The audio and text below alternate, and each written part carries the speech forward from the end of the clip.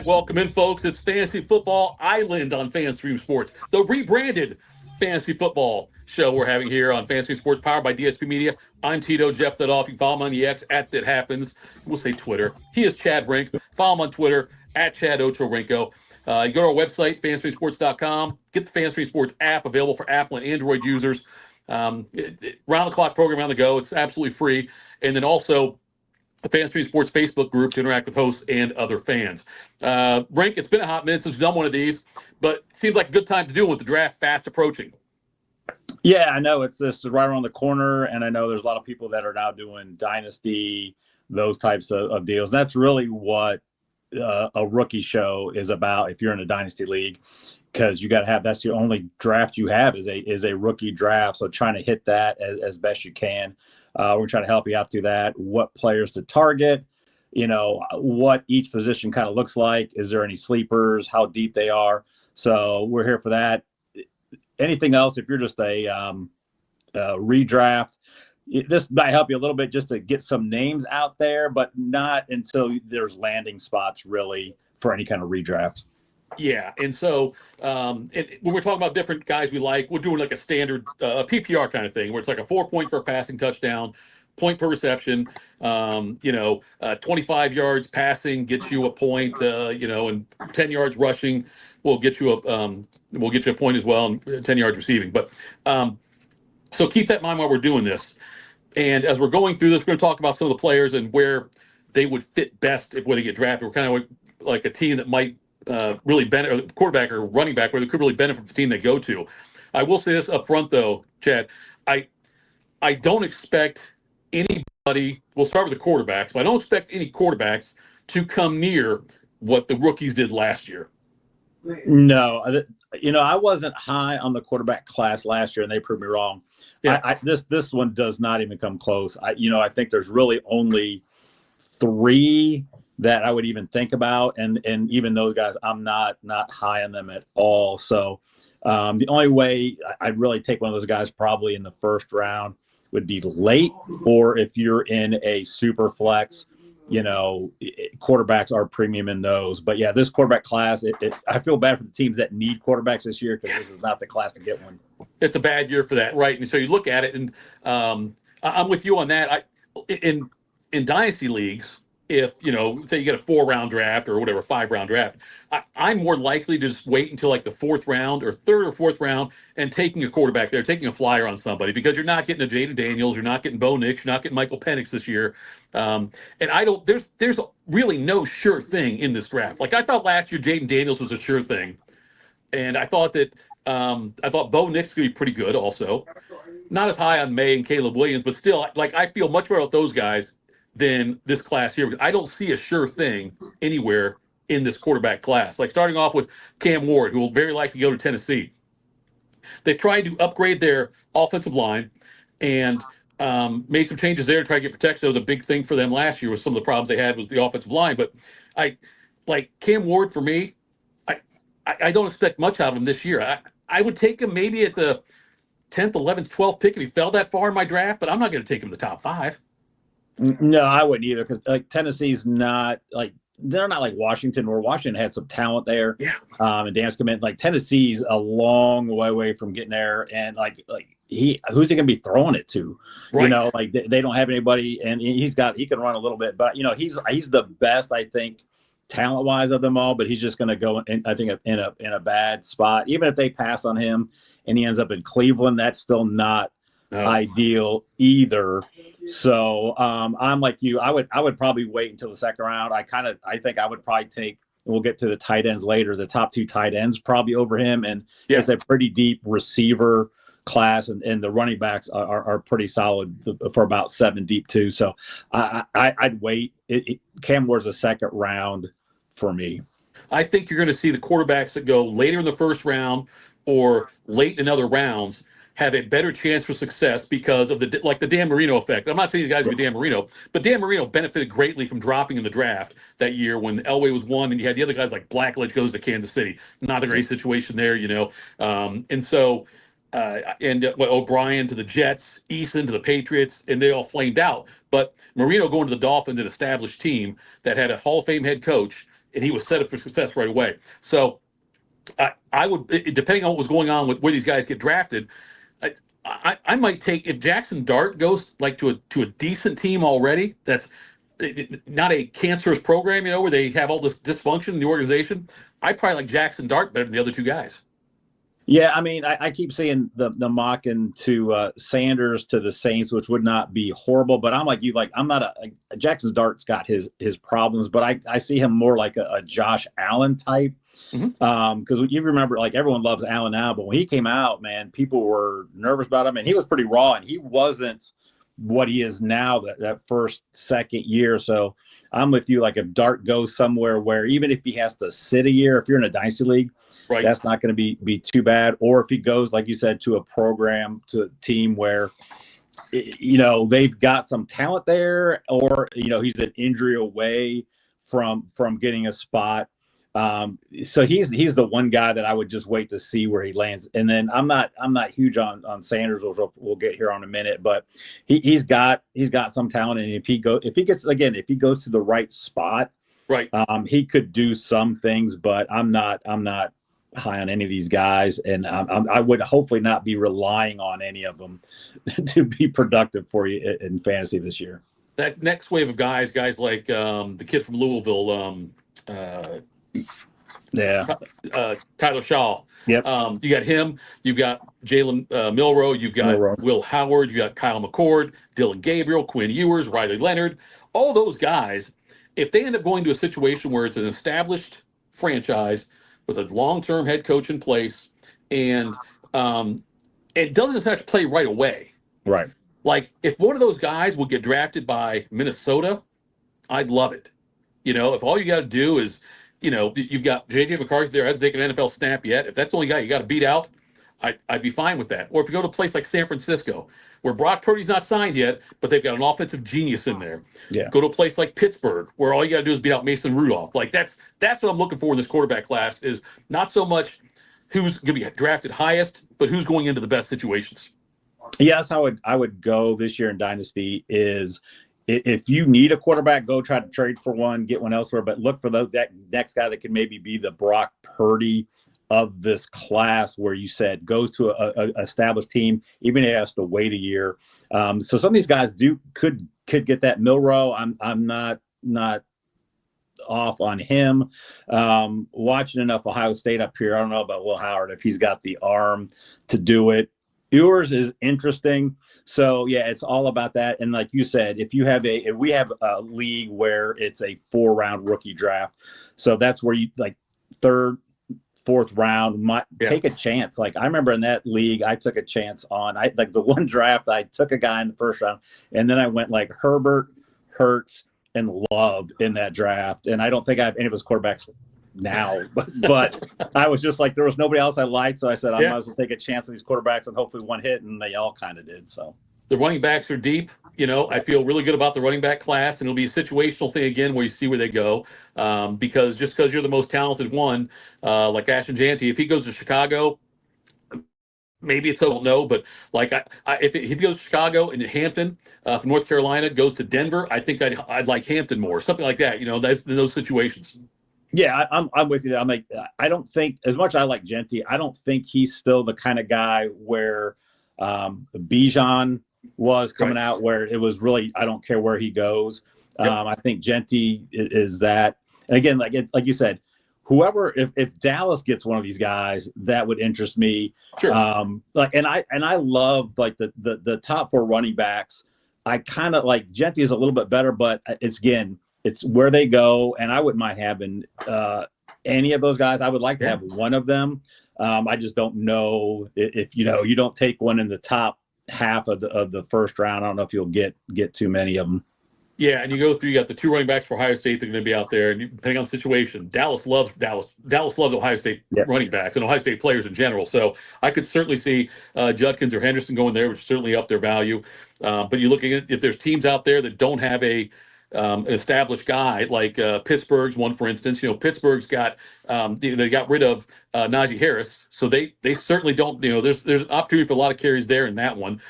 Cleveland, who the hell knows? Denver, who I talked about before, like those kind of places. I really like Caleb Johnson from Iowa. I think he can end up being a steal in this thing. Yeah, he's just got he's just that kind of power back. He can get yards, and he's great around the goal line.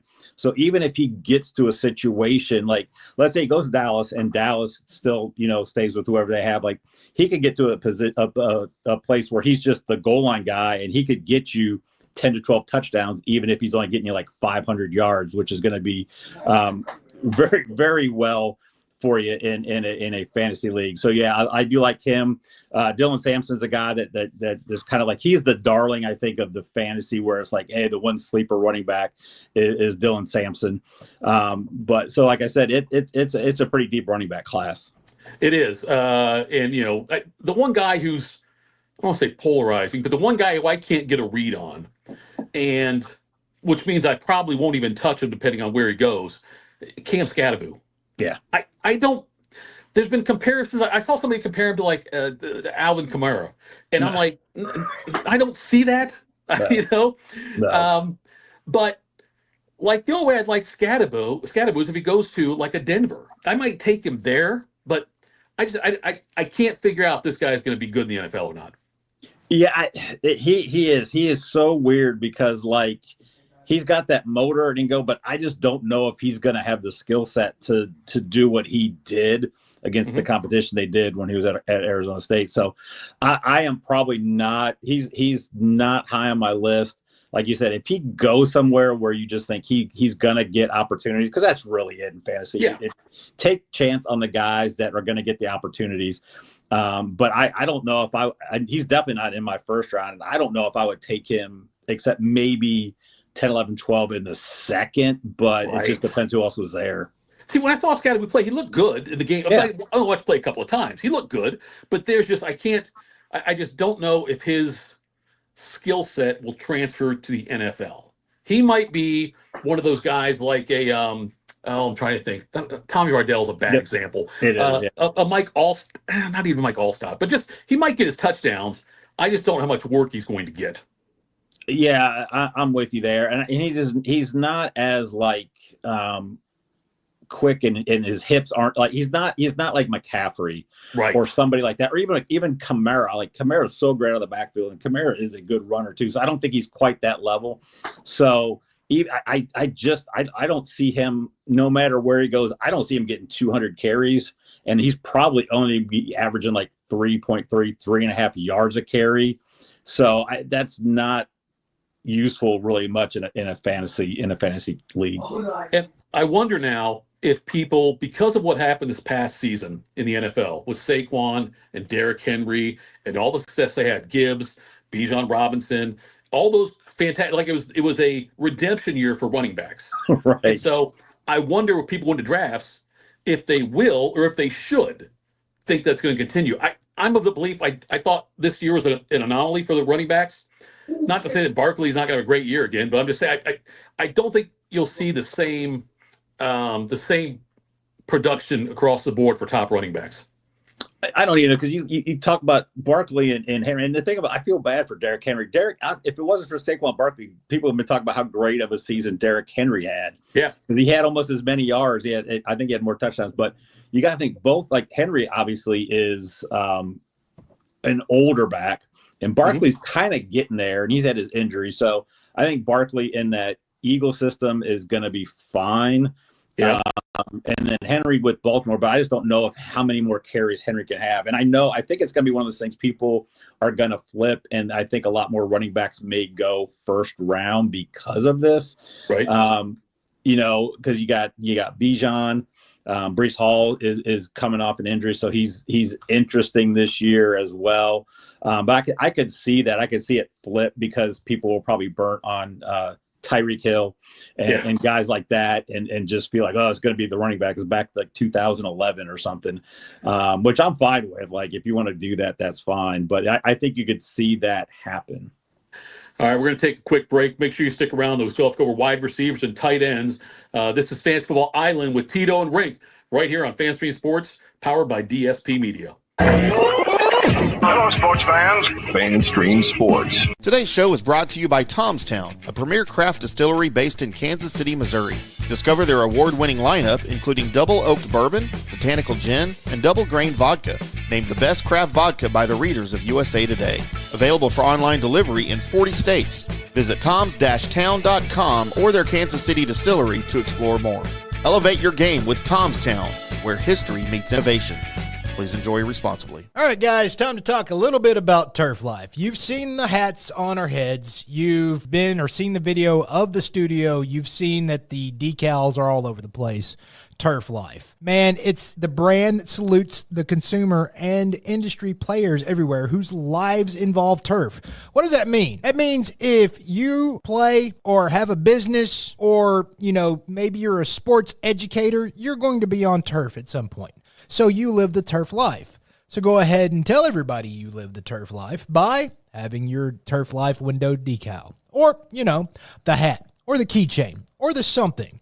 Along that lines, just go to turflifeclub.com and become a turf head. That's what it's called when you live the turf life. You're now a turf head. And you can go join the club today and snag that window decal or snag any other special Turf Life accessories and go over there to that website, which is turflifeclub.com, and get your stuff and show everybody that, man, I'm all about that turf life. And then you just kind of raise your coffee mug at them and go, yeah, turf life, baby. That's what it's about. And then that's the end of the commercial. Ding. That means it's done in microwave talk. Hi, golfers. IndyCar Tim here. I want to talk to you a little bit about Golf Central Magazine. It's not just a golf magazine. It's the magazine for everything. Turf, travel, philanthropy, and lifestyle. Head over to golfcentralmag.com and check out the latest issue. Some of the regular features in Golf Central Magazine: the Golf Bachelorette of the Month, the Golf Bachelor of the Month, the Golf Cart Girl of the Month, Golf History, Grip It and Sip It. So head over to golfcentralmag.com. It's free. It's the magazine for everything: turf, travel, philanthropy, and lifestyle. Golf Central Magazine at golfcentralmag.com. We'll see you there.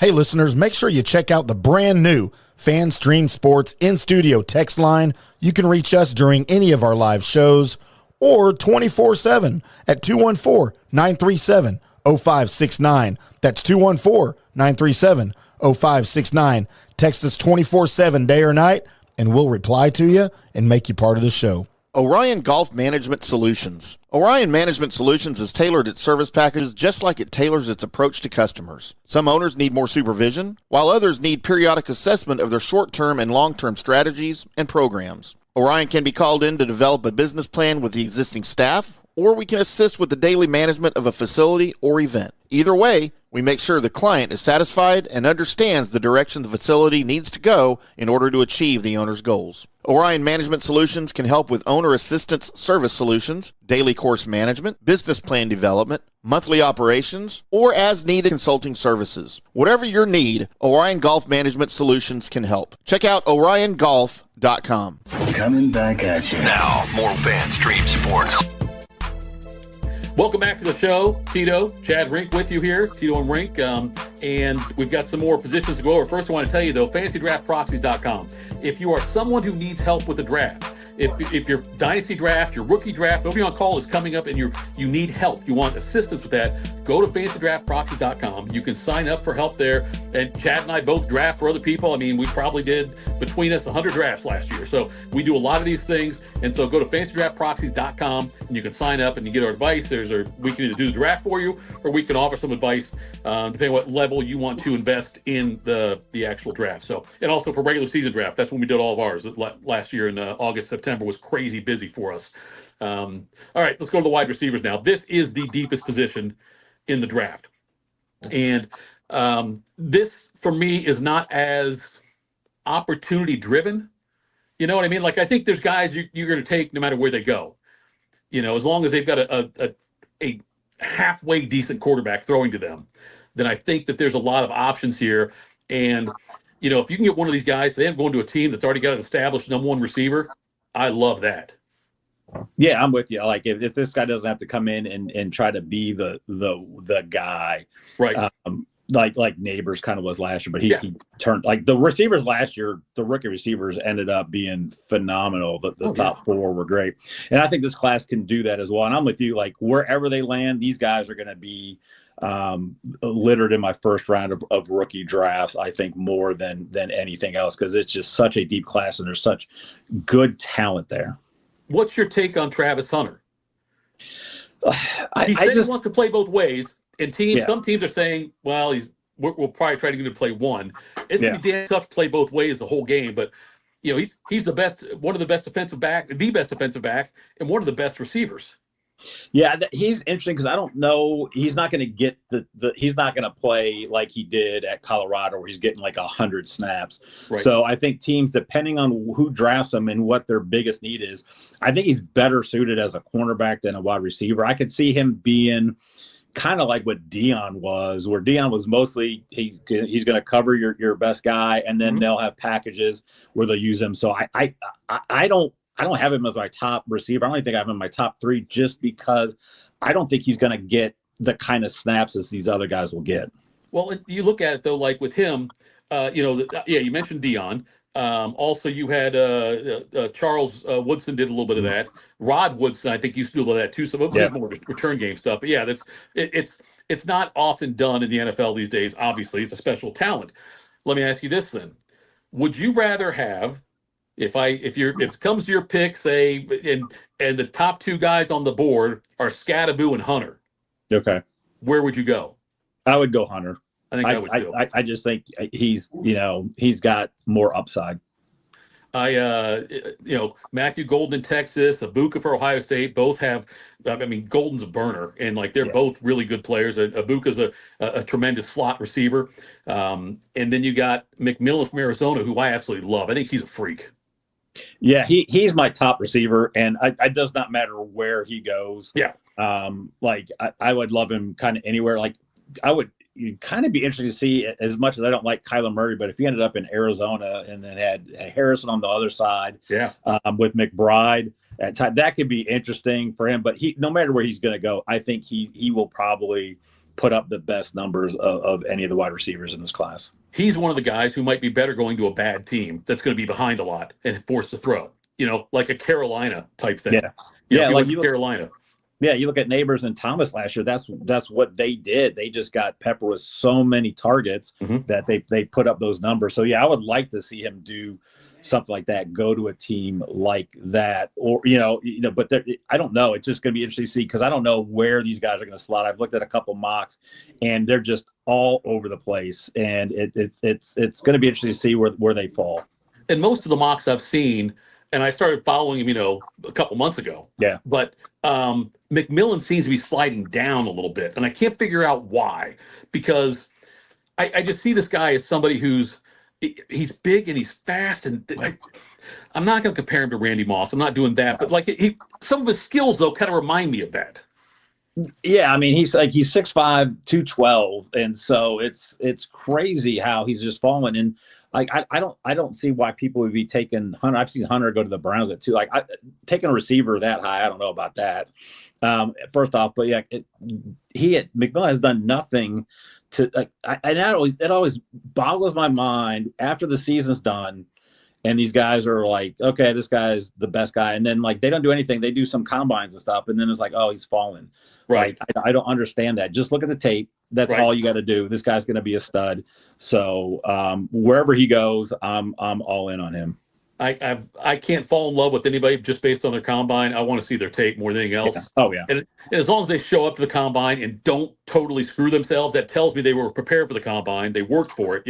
They knew that was but if somebody doesn't do anything during the season, or very inconsistent, that goes to the combine and bench presses a certain amount of times, or runs at 40 in this, I'm not going to fall in love with that. I want to see the tape and want to see the competition he played against. Yeah, and that's a good point, because you got the guys that really didn't do much during the season, and then they are the combine darling and go nuts.